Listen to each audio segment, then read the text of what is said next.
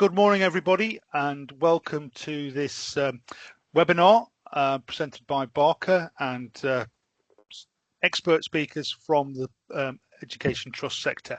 We're delighted that you've all found time to join us, and we are really pleased to be able to showcase what we've been doing in terms of understanding the Education Estates 26 strategy as published by the DfE, and are thrilled to have in the room our subject matter experts who are going to take a few deeper dives into some of the business unusual areas. So moving things on, we'll do a bit of introductions and say what we're going to do today. So our running order is as follows. Okay, so we'll do a little bit of introduction, and we're going to go through the highlights of the strategy of what we can describe really as business as usual. I'm then going to hand over to John, Nathan and Anna, who are going to take us through what is really the business unusual pieces. So we're looking to look at a bit of a dive on skills, competencies, and preparing for that retrofit and renewal piece. Space, the utilisation of it, and what can trusts do with regard that surplus space in schools. And then from Anna, we're going to hear about data, using that data, looking at energy management, and how we look at digital transformation. We're going to wrap up with a bit of a Q&A. So when it comes to the Q&A, if you can put your questions into the chat, we'll then triage those and go through those. We've got some pre-populated questions we're going to ask our expert panel, and then we'll come to the audience to look at your live questions from the chat. So what has changed, if anything? So the new strategy is essentially governed around these 4 pillars. And the 4 pillars focus on building safety, the suitability of them, the sustainability of them, and are they sufficiently sized? Now, fundamentally, not a lot has changed there. We've always had to be maintaining the properties in a safe way. We've always had to make sure that the properties are suitable, fit for purpose. And we've now seen an increased emphasis on the sustainability, which brings in matters such as resilience to climate change, etc. Now, the sufficiently sized piece is potentially a new area, but we've always had to make sure we've got enough space to deliver the education services that we're required to deliver. However, where things are different, okay, is this system reforms and the digital platform. So we're going to see that's already been launched, the Manage Your Education Estate. This will be a new platform where all of the existing GEMS information, the SEMS information, the school and estates management standards, the competencies, all of that information together with funding routes are all going to be in a single portal. Really important that people get to understand what this digital platform means for them. Now, in terms of other system reforms, there is the requirement to move to a system where we need to report back to DfE on an annual basis. So getting a good assessment of where you're at with things is going to be really important part of that move. Now, the final bit that underpins all of these strategic changes is the capital investment package, where they have published that over a 10-year period, there's going to be a significant amount of financial investment into the sector to support maintenance, the rebuilding program, the retrofit and SEND expansion. Now, we're not going to do a deep dive into those finances today. We're going to focus on the more operational matters. So when it comes to business as usual, what has actually changed? Well, first of all, it is that big shift from guidance to one of governance. And that's the key message we want people to take away today, is that the strategy captures all the really, really good guidance information that's been in the public domain since probably about 2018 when GEMS was first published, but now moves to a way that it's more about governance of how estates are performing against those standards.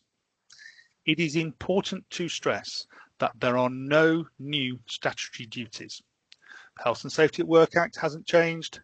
The funding agreement, the contract between the Secretary of State and the responsible body hasn't changed, and that your legal tenancy arrangements in terms of your fully repairing and insuring leases, That hasn't changed. So there are no new statutory duties. What has changed is that it has seemed to codify our operational expectations. So is the annual return required by law? Well, no, it's not, because there hasn't been an act of parliament or any regulation that mandates it. Is the annual return required by the DfE? Well, yes, it is. It is a formal requirement by DfE, and that wraps part of that sort of sequence of events between your funding agreement down to the SEMS and reporting declarations of status against that. Is non-compliance risky? I'm afraid so, because if you don't take active participation in these expected annual returns, then it could trigger a DfE intervention. So that's pretty much where we're at in terms of setting the scene. I'm now going to hand over to John Ward from Creative Education Trust, who's going to talk to us about the skills, competencies, and preparing for that retrofit and renewal. So John, the floor is now yours.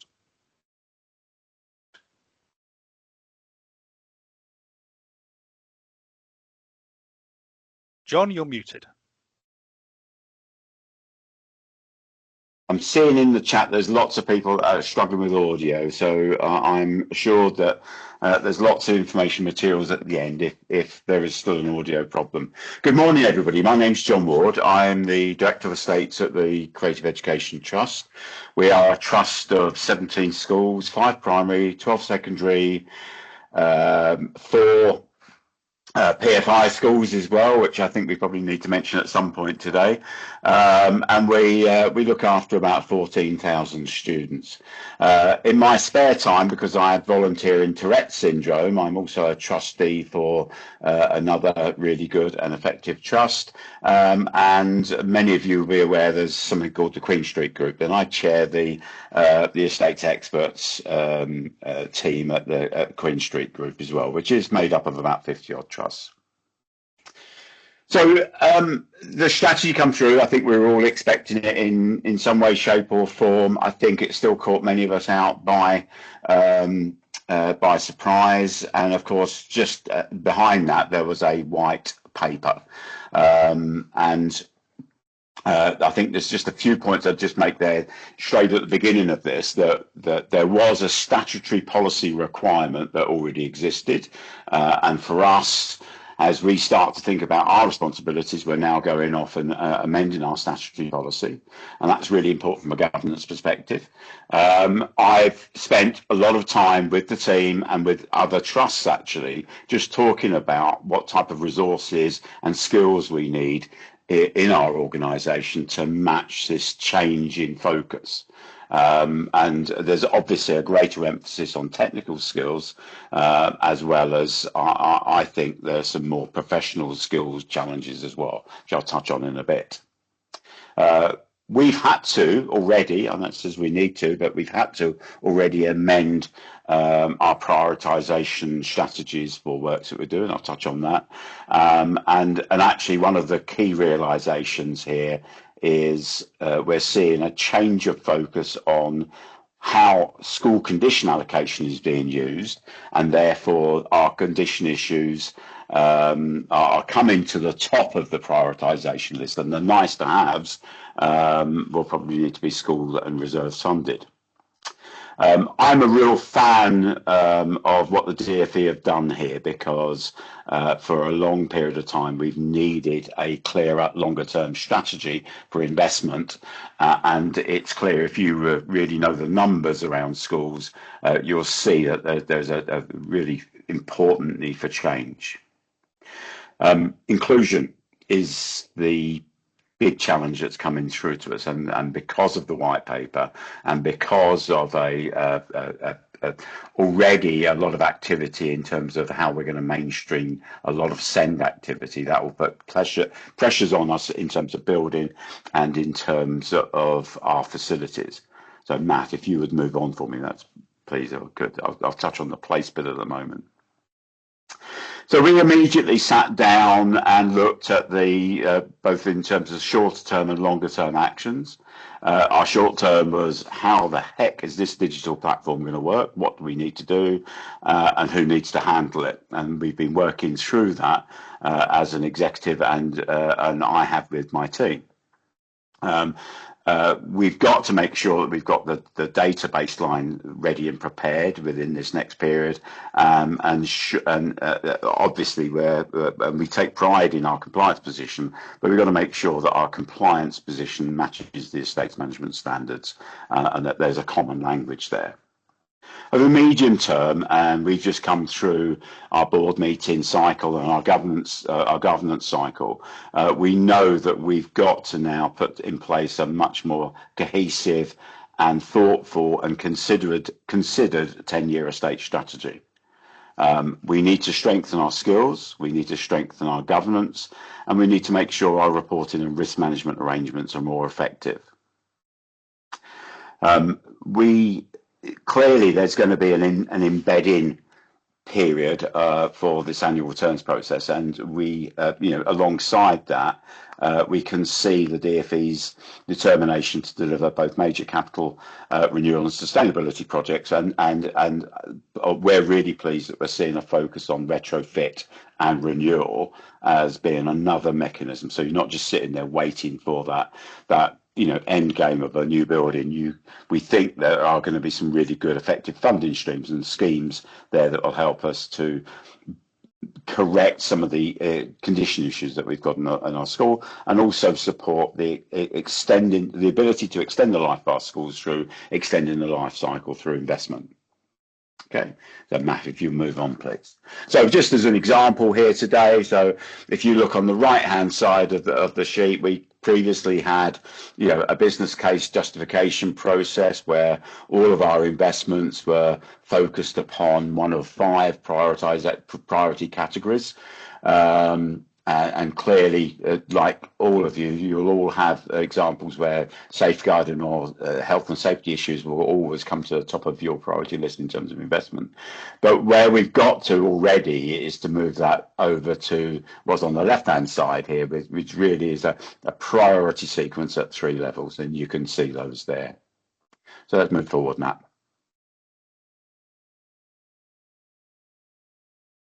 So inclusion. Matt, if you can just keep moving these slides on for me and bringing them all up there. We've already worked out that there's not. Somebody described to me, you're going to face a tsunami now of special education needs and sensory changes that you're going to need to commit to your building. It's not really a tsunami that we're seeing. What we're seeing is some really thoughtful commentary coming back from our schools. And actually, what the nice thing that's been that's come with that is that people in our schools that are responsible for SEND and inclusion and safeguard and so on are coming to us with some very good common sense suggestions. Actually, I showed 2 pictures there because they were 2 pictures not of the same building, but those two buildings represent the good and the bad in our schools, actually. So, the one on the right there is a very cluttered, awful looking, uninspiring walk down to the classroom of death to see the old maths teacher, and the one on the left is a much more inspiring, cleaner set of lines for us. So there was another story there which I won't go into now, but there's some paintwork that's been done on the left hand side which I think ruins that. We're currently working on developing our accessibility audits across all of our school, and we're working in conjunction with our curriculum leaders, the education team. And it's probably one of the first times we really had to go together to work to develop better approaches. You saw in the previous slide there the 4S diagram that was mentioned in the introduction.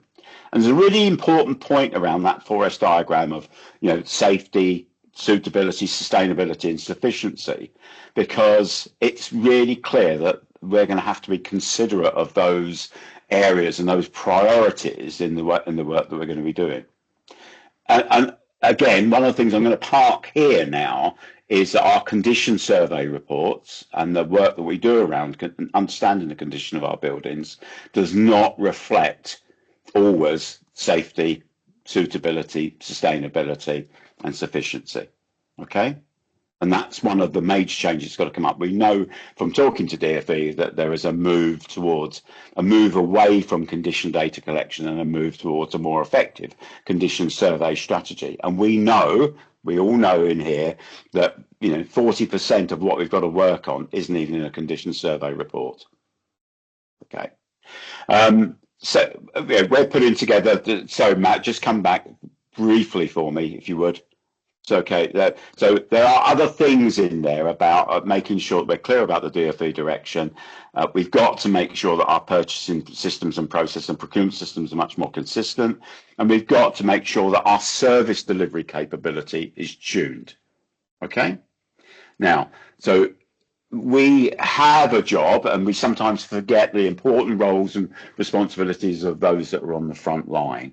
But it's really important we recognise that it's not just about what we're sitting here and doing in terms of determining the future strategy of our estates. It's often about the people that are there day to day, running down the corridors, managing boilers and so on. Okay, so thank you, Matt. Sorry for that delay. So, Matt, you can put all of these things on there, but some really important calls here about inclusion, and actually that there is some really interesting and structured design philosophies that we really need to incorporate in, and you can see that. No, that's fine, Matt. We can move on now. Last point on there is about contracts and agreements must reflect inclusion too. So two things I'd say is I'm currently working with our soft facilities management providers for cleaning and catering, and they're looking at me as if I've come from Mars. So we've got more work to do there. But also, I mentioned PFI earlier, and PFI, delivering this strategy through a PFI relationship, I think is going to be quite tough and challenging for us because we're facing that commercial challenge. And then really at the end of this, I wanted to make sure that there is a real recognition of the focus on the skill areas that we need. And, we've done a piece of work recently where we've looked at skills and competencies matrices. I've got a fantastic number 2 that's been developing, sort of skills matrices and working across the team to recognise the shortfalls and the opportunities that we have. Our role is very broad. Our responsibilities are actually all encompassing across this. We really have to understand how the total business works. It's not just about what we're doing in terms of investment or projects, but we have to make sure that our facilities are running and are there and are operable. And the skills that you need in the estates teams, well, actually it's interesting because it's the only job that you can do in education where you don't need to be qualified. I'm often staggered at that because the people that we have so much responsibility in there. And if you think about the things which, if you were to say what makes a really good estates person, you'd say the person that can keep the place going and up and running. But that person's probably also got to be responsible for some purchasing activities or procurement activity. That person's also got to have the soft and interpersonal skills to turn around to a head teacher or a principal and say, we've got no money for that. And I really need to make sure that the boilers are fixed or repaired or the roof is done and so on. So this was laying this down where there's a bigger piece of work that's going on at the moment through our Queen Street group where we're looking at skills and competencies at a much more detailed level. But my plea to you is don't underestimate the roles and responsibilities of your estates teams. And I believe that the estate strategy, if it's got one weakness, it assumes that everybody can deliver this and we've got the skills and competencies already. And I think we've got to grow and develop. Thank you, everybody. No, thank you, John. There'll be time for Q&A later, but we're going to move swiftly on to Nathan, who's going to share his experiences so far with regard utilisation of the spaces they've got across Discovery Trust and what impacts and what challenges also they've experienced on that journey. So, Nathan, over to you. Thank you, Matt. Good morning, colleagues. I'm delighted to be with you today to talk about what we're doing in Discovery Trust. So my name's Nathan Odom. I'm Director of Estates and Place Planning for Discovery. And I'm here to give you some things and show you and sort of outline some of the things that we're doing in our trust to maximise the effective use of our school estate. And I hope to give you some thoughts and ideas that you could take away that maybe you can do in your own schools or trusts, and give you some food for thought. So next slide, please, Matt. Thank you. Who are we? We are a multi-academy trust that formed in 2012, based in Leicestershire. It started with 2 primary schools coming together. We've grown to 15 primary schools, 4 specials, and a community college over 3 local authority areas, that being Leicester, Leicestershire, and Rutland. We have more schools wanting to join us this coming year, which is great, and so we are a growing trust, and we look after and educate just over 6,000 pupils and have about 1,500 members of staff. Next slide, please, Matt. So the strategy and the discovery approach to maximising our estate can be seen really in 4 pillars of areas of work, and I'll outline these in turn. But the overall picture is that we look at this as preschools, our wraparound care, community use and partnerships, and holiday camps, and that is the sort of the 4 pillars of our strategy. Next slide, please, Matt. So, discovery holiday camps. This has been growing since around 2018, so this hasn't happened overnight, and it's been growing ever since, and year on year, notwithstanding the COVID years. But this is our programme of camps that we are taking forward in 2026, this coming year. And as you can see, that we've got 47 days of term time days, but across our schools, we are offering 359 days. You can see that from some of our schools, we are actually offering holiday camps every single holiday half-term break, which is fantastic. But you will also note that, as I say, we've got 20 schools, and not all of our schools are on that list, and I'll come on to that and some of the challenges of why that is. But the ambition for Discovery and our intention is that we would have holiday camps in all of our schools and have an equitable offer so children can access holiday camps every sort of summer period and holiday period. Next slide, please, Matt. Thank you. So developing our preschool provisions. This is a really key bit of our approach to maximising the use of our estates. We have 10 preschool provisions. I've just put 2 slides on the top there. The top photo and the bottom photo, that's where we maximised our estate, and we carved out utilised some space within an existing school. Don't worry, I don't put 30 children in that one single space. There is another room, but we managed to create a 30-place preschool within the school. And then the second photo with our lovely building is a new building, dedicated preschool building that we built on to one of our primary schools. Those provisions have gone from strength to strength. They absolutely support the school's financial sustainability, and it also works to the provision and the notion that we want to be the school of choice in that area. So, as I say, we have 10 preschools. We have aspirations to open 2 more, and also to expand a couple more. And we're also moving towards a 52-week provision. We are trialling that in a couple of our provisions, and our strongest ones, to see whether that's a proof of concept works, because that is a move at quite a big change and difference from a school model to a sort of a PVI model of 52 weeks a year. And so far it is working, but we want to make sure that before we roll that out across all of our preschools, that we want to make sure that that is sound and actually robust. Next slide, please, Matt. So, discovery parties and community fun days. We like to have some fun in Discovery. So, these things that we do in our schools. Community fun days are fantastic. We are running 7 of these over in 2026. They are starting now in the spring and summer terms. And the whole idea is that we get the community to come into our schools and see us as a community asset. It's a great way to get to know new families, to know our existing families.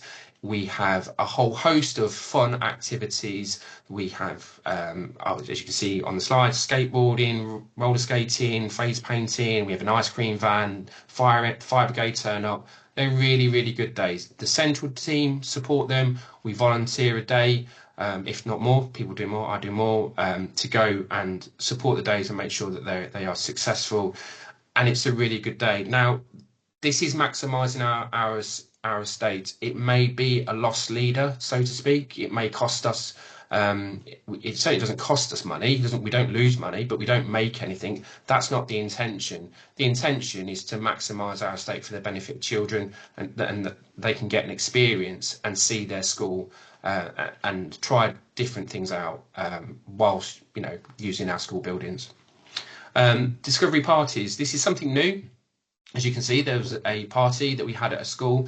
Our intention here is to be able to offer affordable holiday parties, birthday parties to families that may not otherwise be able to afford them. We do have some schools that are the highest deprivation schools in Leicester and Leicestershire, but nevertheless we want to offer that across all of our school estate. As you can see, there's been on the photos, we had a really successful roller skating party. The children loved it, the families loved it, and it's something that we're going to be taking forward there. So these are two sort of areas that we are growing and developing as part of our approach. Next slide, please, Matt. So the extended services that we do for our schools, I appreciate that some of these our funding streams are closed, but I just wanted to put them on there to say that actually we go for every bit of funding that is available to us. So the last funding round for school-based nurseries, we put in several bids for that. We have been successful in one round previously.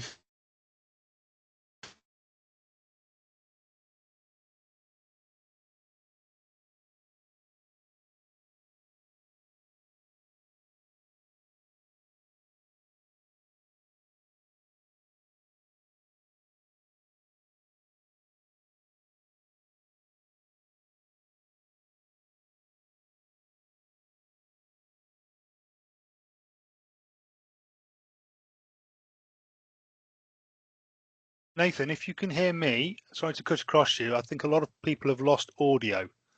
I have. If you could just either click unmute, mute again, and then see how if that works.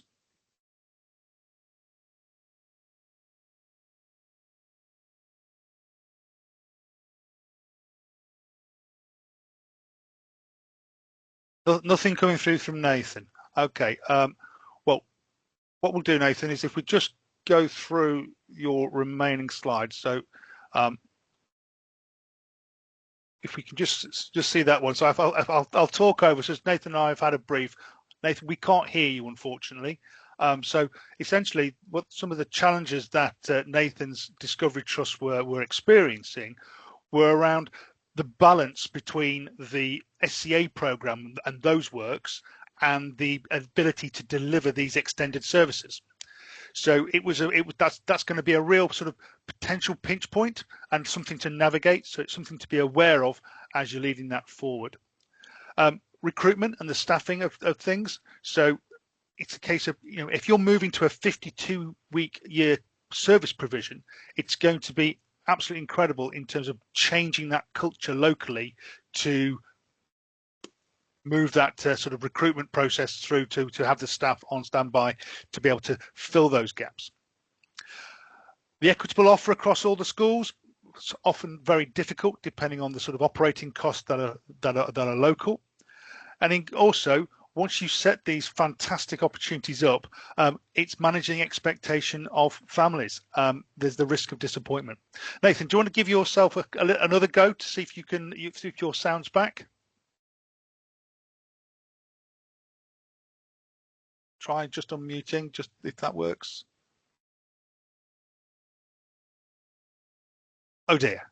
Oh dear. Well, Nathan, just give me a thumbs up whether or not I've captured your challenges faced in any kind of way that was reflective of what you were going to say. And he's now frozen.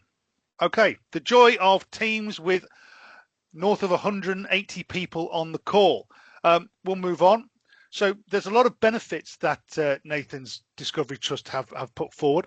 You know, fundamentally, it's about the children, and the children have seen a massive increased and opportunity to engage in both in enrichment and that wraparound care for the families. The PR value cannot be underestimated in terms of raising that trust's profile within their local communities.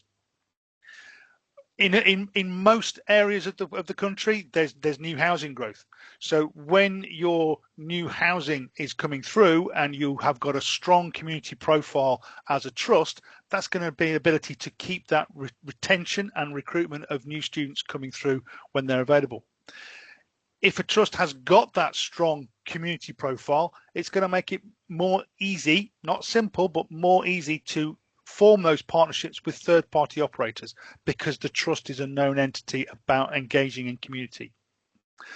And to wrap up there, it is about the opportunity to create a potential operating surplus, which can then be used as that sort of war chest to do more good stuff that's potentially unfunded from normal routes across the trust.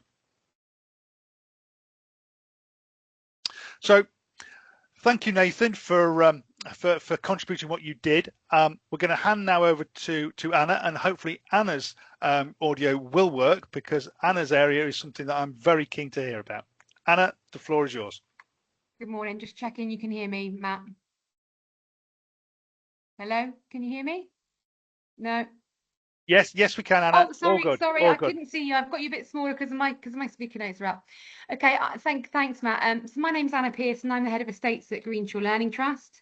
So I'm going to talk through today our interpretation of the strategy and some of the things that we're doing in this area, which will hopefully give some others some ideas as well. So we are a large multi-academy trust of 37 schools across primary, secondary, and soon a SEND specialist school. We've got 2 more schools joining us this year, and they are a PFI school. We have been working with them for a couple of years. There's just been some complications getting over the line. So we're currently looking after 24,600 pupils. So the scale is relevant really here, because the DFE strategy assumes that trusts can make decisions at system level and not school by school. So our question before this new strategy has come out is how can we take strategic decisions across such a varied multi-level site? So, and the answer for us has been clear, and that the only way that we can do that is with having strong live data, compliance, visibility, and a long-term approach to sustainability and energy. Next slide, Matt, you're already there. Okay, so the new DFE strategy sets out a really clear direction of how schools should be managed, estates should be managed. There is a really strong emphasis on data-led planning, and that is to ensure that decisions are based on robust evidence rather than reactive issues. It calls for improved accuracy and consistency in condition data, helping trusts compare needs across schools more effectively. Lifecycle planning and long-term forecasting are also central, moving towards proactive rather than reactive models. And the strategy reinforces the importance of compliance, safety, risk and management. And this ensures that trusts maintain strong oversight across their estate. Finally, there is a significant focus on value for money and sustainability, particularly where long-term energy performance can be improved. Next slide, Matt. So why does this matter? So high quality, consistent data is really the engine behind effective estates management. So reliable data allows us to make more accurate, confident long-term decisions, because we can see the risks, we can see patterns and pressures clearly across the trust. It also strengthens our ability to forecast spend and model future risk, which gives us a more predictable pipeline of work. It creates consistency, so we can review every school, can be assessed under the same lens and using the same standards. It also supports evidence-driven prioritisation, so we're always investing where the need is the greatest. And over time, it increases operational efficiency because we spend less time reacting and more time planning. So ultimately, reliable data delivers stronger value for money and supports longer-term sustainability and strategic decision-making. So our interpretation of the new DFE standards and what it does signal for the sector. So the central message we take from this strategy is that the DFE want the sector to move towards greater consistency, stronger data foundations, and more proactive management of the estate. So the emphasis is very much on systems that are trust-wide rather than school by school. So we see this strategy as reinforcing the need for structured long-term planning, supported by clear evidence and the ability to demonstrate how decisions are made. It highlights the importance of transparency and alignment to ensure that every school operates with the same standards, using shared processes and comparable data. So for us, this strategy really kind of validates the direction that we've been moving in as a trust. So we've been prioritising data quality, we've been prioritising consistency and long-term thinking as the foundations of effective estate management across the trust. Next slide, please, Matt. So our interpretation, I know it's about business unusual, but for Greenshaw, we feel it's kind of business as usual. We've still got a long way to go, and we are on a journey. But for now, over the past few years, we've invested a lot of time putting the right foundations in place. So we've already got many of the systems and processes that the DfE are asking for in place or we're working towards. We have a trust asset management plan in place, and we create this from each school's estates development plan. And that document brings together all the condition data. It brings together risk assessment actions from Legionella, fire risk assessments, the DDA audits, any safeguarding considerations, as well as head teacher priorities, which include future capacity and expansion needs. So this approach means that we've got a complete and consistent understanding of need across the trust and not just condition related. We also hold CAD plans for every single one of our schools, which gives us accurate, detailed building information. And we're looking to develop those with more work that we're doing. So we're trying to layer up locations on our asset plans as well, so that we can eventually layer those over the 2D CAD plans. We have regular condition surveys, and we've got them built into our cycles. So we always have up-to-date, high-quality information on the state of our buildings.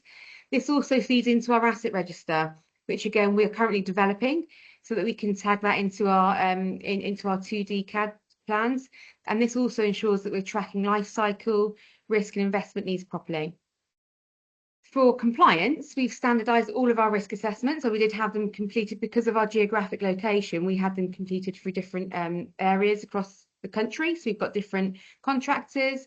We've now moving to consistent risk surveyors to complete this work for us. So we've got a centralised health, safety and compliance data across the trust. This also gives us a centralised, visibility and consistency, which is exactly what the DfE are emphasising here.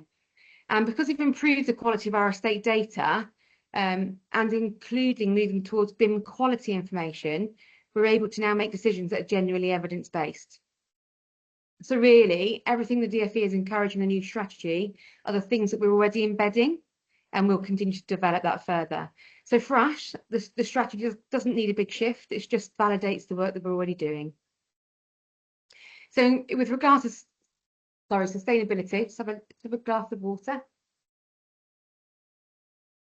We've got an energy portal, so we can monitor our usage for our half-hourly meter readings and key periods of the day.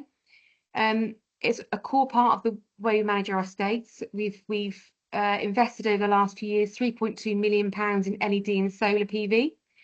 So, and in addition to reducing our carbon, we're reducing our running costs, which gives us long-term savings and has strengthened our ability to reinvest into the estate.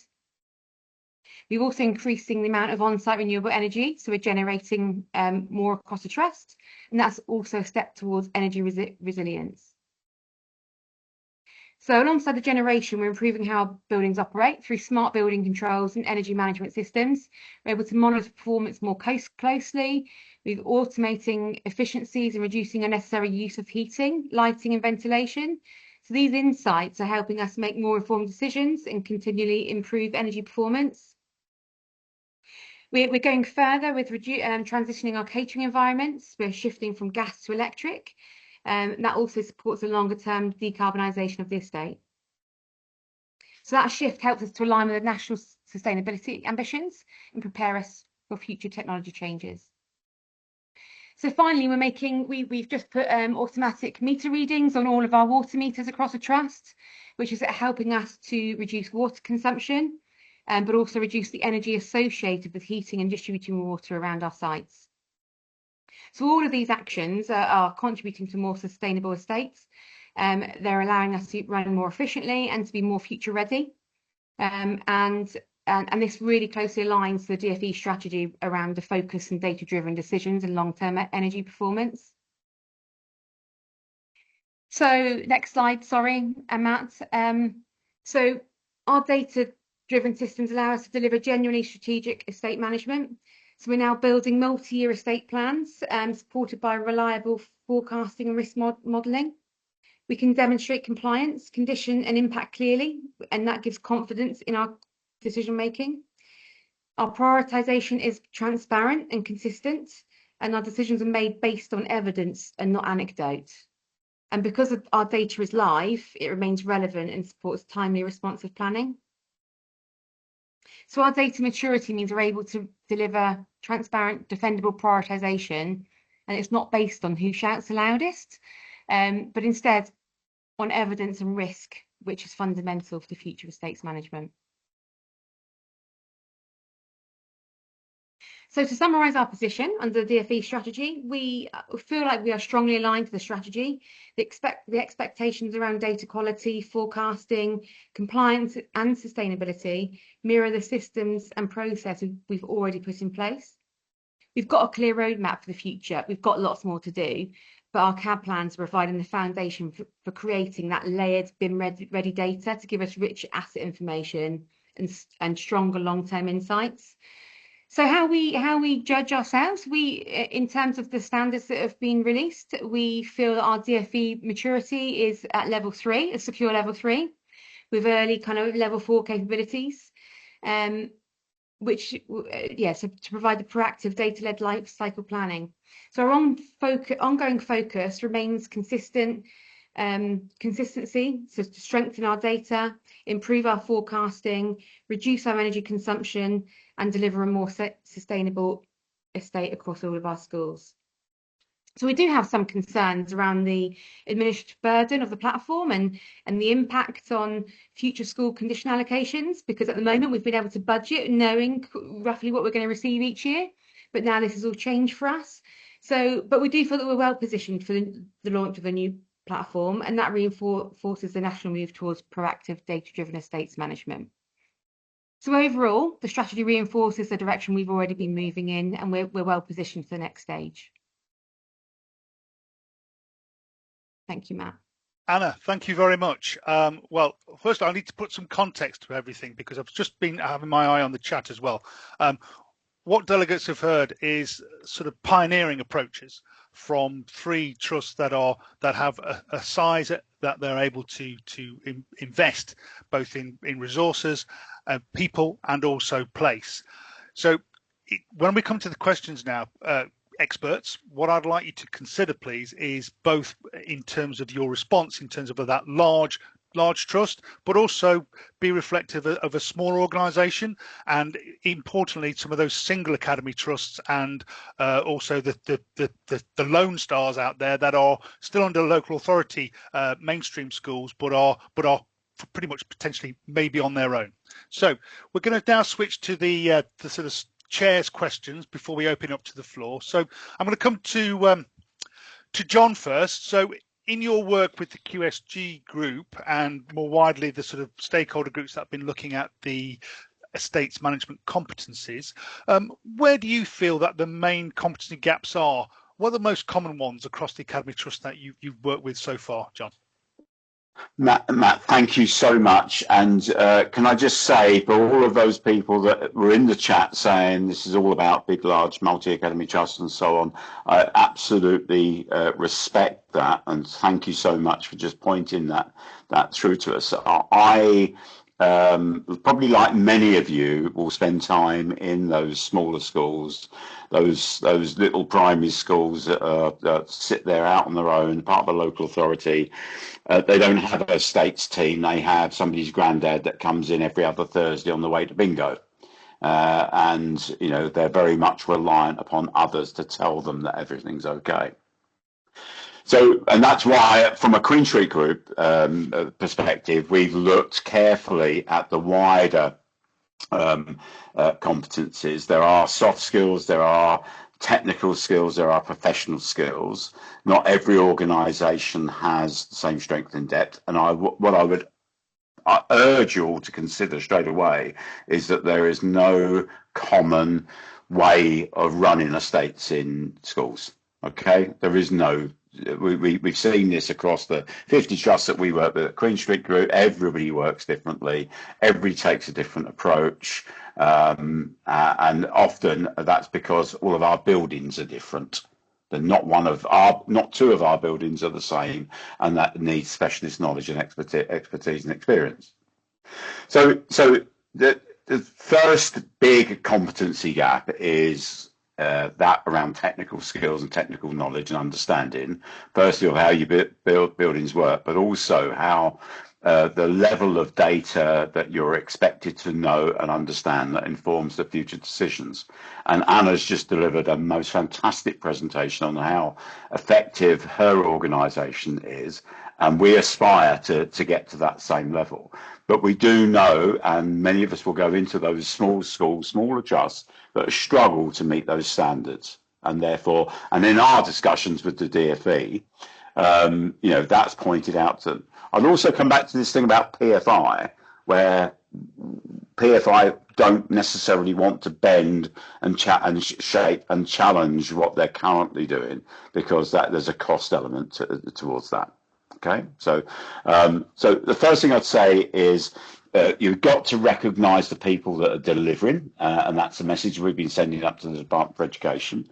I'm privileged to have a great team of people working around me. Our knowledge is limited to our experiences and for what we learn. So we encourage all of our people to make sure they are looking beyond what we're doing. This is probably the only sales pitch I'm going to give to Barker today. One of the reasons why we work so closely with Rob and Matt at Barker is because they have provided us with some really effective technical support, and they've helped us bring our knowledge and skills together. So I'm grateful to them. And it's really important we think about the future. This is a 10-year strategy that the DfE have gone into. And some of us won't even be around in 10 years' time.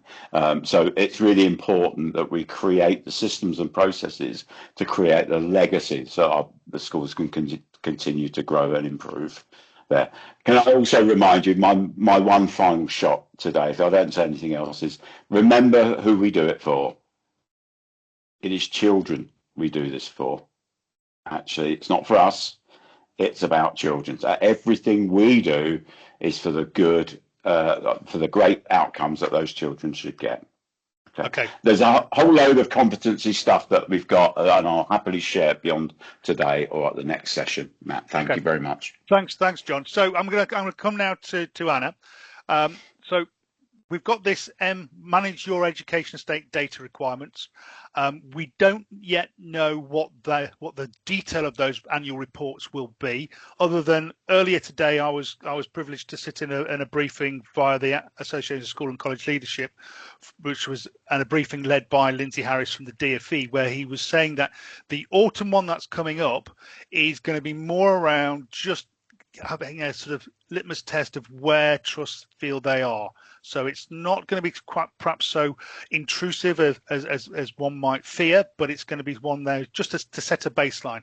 So Anna, to you, where would you advise any size of trust to focus their efforts to get those quick wins ready for the future data requirements?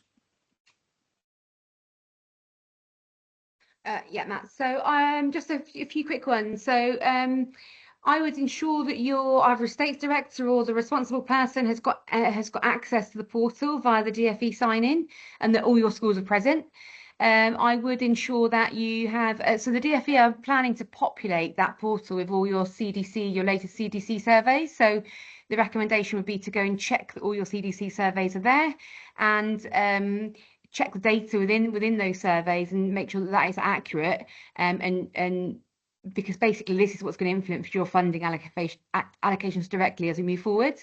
If you haven't already got centralised compliance documents, or you haven't got a centralised dashboard, so whether that's a small school or a large school, my recommendation would be to create a central digital folder whether that be on 365 or on Google, for your statutory compliance, including asbestos, Legionella, your FRAs, gas safety, EICRs and DCs. They're all kind of mentioned, because the platform aims to be a single source of truth. So having these ready to upload or refer to is going to be a major head start when we need to start populating data. To be level 1 ready, you will need to have a simple vision for your trust or your school. And I would expect that would need to be uploaded to the portal at some point. So if you haven't got that in place already, just a simple vision outlining how your buildings will support your educational goals over the next 5 years would be kind of on my list of 4 or 5 things to do. Okay, Anna, thank you very much. And to Nathan, where do you start when you're looking at the sort of space planning and understanding what you could do? Yeah, can you hear me okay? We can now. Yeah. It's nothing like your audio going when you're delivering a webinar, so apologies everyone, but we will carry on. 3 things that I would just like to point out from the slides, just to finish off around some of the challenges around making sure that you can utilize your estate, but also making sure that you have high compliance and the things that you need to do over the summer. That's always been a challenge.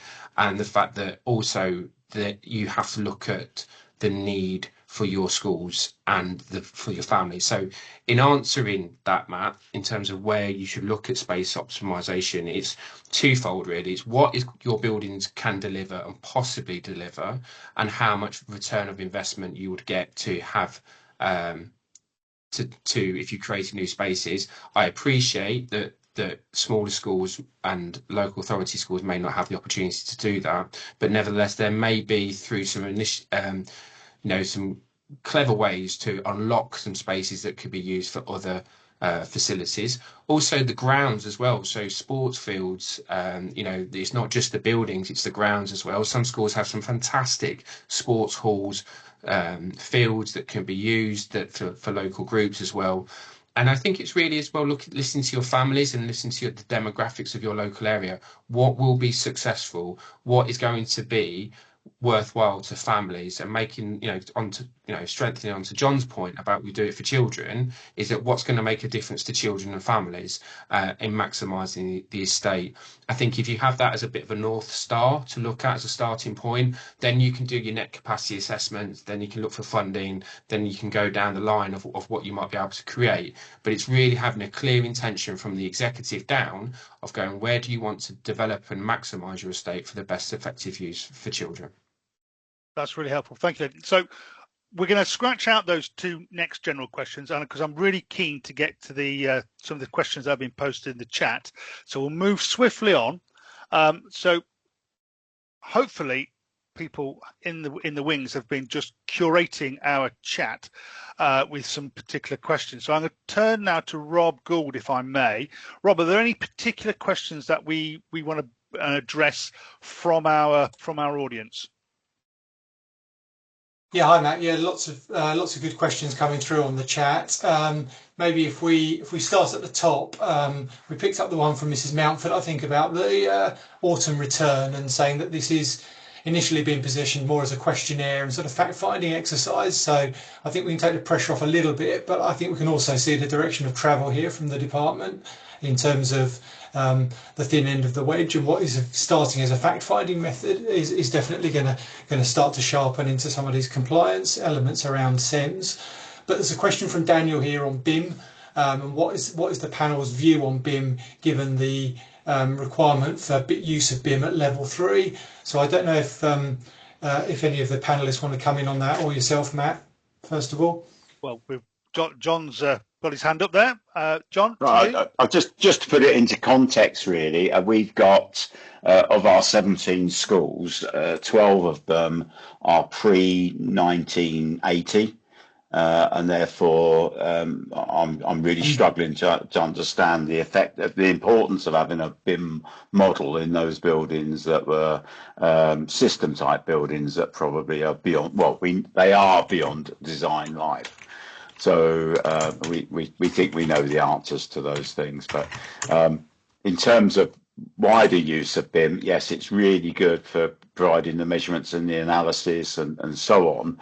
But go and talk to your people, because you probably already know what's going on in your business, in your buildings and business anyway. Yeah, that's a good point, John. So I think from our perspective, BIM is fantastic. It's a phenomenal tool that can give you outstanding 3D visualization of your assets and how they sit in the places where they serve the end users, the children, the staff, the visitors of your schools. Is it a sledgehammer to crack a nut? Probably. It can provide you with, like I said, some outstanding information, but is it a proportionate use of what would be very expensive investment, both in terms of the licensing of the data once you've got it, the capturing of the data, but also the technical staff in order to drive value from it? So I would certainly start off, look through those core data sets that are outlined in level 1, get those right. And I think most importantly is when you're getting condition surveys commissioned, make sure that data set is open source so that you can then manage it and navigate it and put it into the data portal that the DfE are putting forward.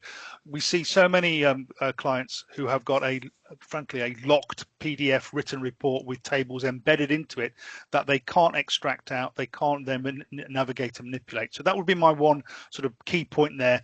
BIM is an aspiration. It's level 3. It's really pioneering stuff and great, but for the vast majority of people, it's probably going to be out of reach. And I think there'll be more detail coming back on that. Now, one of the things that Lindsay Harris did say this morning, and I think this is an important note for everybody on the call, that they're going to be publishing their sort of requirements for the autumn return before schools break for the summer.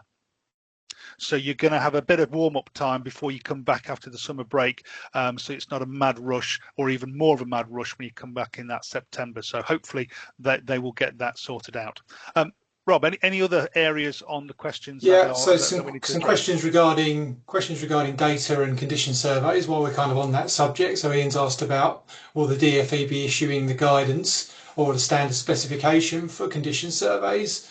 And also some questions related to that around the cost of those surveys and the relationship between those and CDC.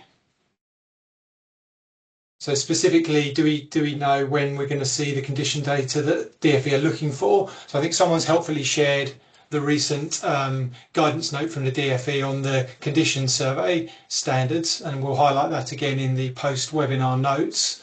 It's also worth just noting that, again, the DfE's intention here is that the direction of travel is to move away from CDC as a tool completely, and to actually start to get responsible bodies to collect their own local data to an agreed format, and thus remove this kind of 2-tier system, because we know that the locally collected data is more accurate, and there has been an indication that the DfE will be part funding those surveys, but they will still expect responsible bodies to be driving that process. So I don't know if any of the panelists have any more info on that. Just from my comments and discussions with the DfE, it was seemingly an 18-month journey that they're on. They will be moving away from CDC. As you say, they don't see the benefit of duplication. But they were also, and we're going back in from Queen Street Group with a response as to the types of things that a future condition survey report should be covering. Something that's much more holistic to the types of challenges that we have within our estate. Okay, thanks, John. And I think just for everybody's benefit, we are going to be capturing the comments from the chat. We are going to be putting those into almost like a frequently asked questions page, and they're going to be shared back with sector bodies such as the Trust Network and the Queen Street Group for feedback to DfE. And for everybody's benefit, we are going to be sharing the slides. So there's a couple of questions to Nathan. I think there were some couple of questions from, and also perhaps if anyone wants to pick up, I think one might be useful to pick up is the question from Sarah Gardner about training and how we can upskill our premises team and make sure they get appropriate training, what support is available, either through the DfE or others. So maybe a good opportunity to signpost a few of those resources, Matt, especially with Nathan and John in the room. Certainly. Thanks, Rob. So I'm conscious of time. We've got a minute left on the clock. We we want to be in a position to be able to support the sector and to help facilitate the signposting of the need. So it would be really helpful if people can be very quick in their typing. We think those areas there might be the ones for next steps. So we've given a bit of a very soft, the highest of headlines of what the new estate strategy is about at the very start of today. We've had 3 subject matter experts give us their position of where they are probably above the curve in terms of their response as to the wider estate strategy and some practical examples of how they're operating. We feel that those 6 areas there are probably worthwhile exploring in greater depth in future sessions, and we'd be delighted to hear from the sector if that resonates well with you. Drop things in the chat if you want to prioritise any of those, but certainly we can put something together to support the sector on those. So really, it's my pleasure now to say thank you very much firstly for all the delegates for joining us today. I think we hit a peak of around about 490 people, which is phenomenal. Thank you again to Nathan, Anna and John. Thank you to Rob and Nora in the background who've helped put this together today. And it's last me to say now, thank you all for joining us, and enjoy the rest of today and the weekend and the upcoming Easter break. Thank you all.